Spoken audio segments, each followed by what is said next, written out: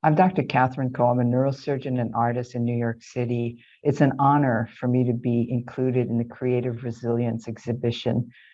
I'm happy to be here with all the other women who are passionate about art, medicine, and science.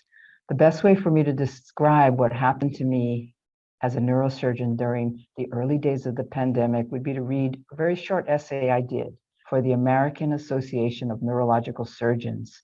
It's called The Incredible Lightness of Breathing, June 10th, 2020. In cruel April, this brain surgeon has become an airhead. I have neglected to write my essay. The epidemic has rattled my brains like an empty oxygen canister clattering on the ICU floor. I am gasping for palliative signs as I struggle to write a sentence for my assignment. The shakes that wake me are not COVID. They were caused by the dread of my approaching deadline. Lockdown is a pathetic alibi. COVID-19 is a dire metaphor for all that unites us and all that divides us. Wearing my mask and gloves, wielding a Clorox wipe instead of a scalpel, I don't recognize myself anymore. The armored up pedestrian on the street looks more like a surgeon than this surgeon. I beg for a breather while brooding over the invisible viruses, seeing them everywhere. This virus is carbon monoxide, and all we can do is cover our faces. When we are rebreathing our own breath has become air. My creativity was further diminished by the death of James Goodrich, a gentleman if I ever cut with. Although renowned as a world-class pediatric neurosurgeon, he was more historian than surgeon. To him, contemporary neurosurgery and its history are inseparable twins, safest in his hands. Years ago, he gave me a wooden Polynesian statue from his collection of antiquities. Its dilated pupils spooked me. Fearing bad luck, I gave the wood relic a quiet exit to storage. There he remained for 20 years with his eyes turned to the wall. After Dr. Goodrich's passing, I positioned the piece on my nightstand in audience to his memory, edgy under its glare the less I sleep. I suspect that heaven is too small a place for someone like Jim. I choke and don't complete my journal task. His death is a cruel excuse. Surgeons are optimists, even with terrible trauma. Otherwise, we would never make the first cut. We know that wounds heal.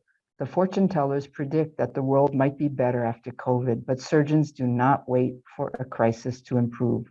We seek better even after a perfect operation.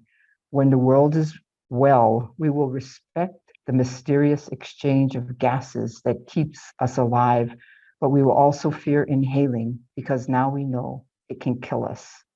If we want things to remain the same, we will have to change the way we breathe, but we shouldn't have to stop breathing to be better. The artist side of my brain is imagining what a COVID-19 healthcare monument will look like. Perhaps we can memorialize in one tribute all the infectious risks from air to blood that healthcare professionals have endured. A few diseases ago, I remember standing at the scrub sink with Dr. Goodrich, preparing for an emergency surgery on a patient infected with blood-borne virus. I was scared, thinking, what if a needle with infected blood pierces my skin? What if I get the virus? The risk was breathtaking because there was no antidote, no medication, no cure. We had only our skill and luck.